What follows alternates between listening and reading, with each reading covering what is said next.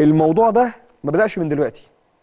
المسألة دي بدأت يوم ماتش الأهلي مع بيراميدز في الدوري، وبداية غضب بيراميدز على إبراهيم عادل كان علشان القصة دي. المنتخب واتحاد الكورة وإبراهيم يلعب ولا ما يلعبش ماتش الأهلي، ثم إبراهيم عادل مصاب فمش هيلعب. الكلام ده كان يوم 12 يوليو. المشكلة فين؟ إن إدارة نادي بيراميدز اتفاجئت يوم 17 يوليو بإنه إبراهيم بيلعب ماتش المنتخب مع العراق. فهنا كان أول أكشن: إيه يا معلم؟ إيه يا معلم؟ أنت ممكن تكون مصاب، بس لو خفيت مثلا بعد الميعاد ده بيومين تلحق تلعب الماتش بعدها بيومين كمان. يعني يوم 12 ماتش الأهلي ما لعبتش وقلت مش جاي، حلو.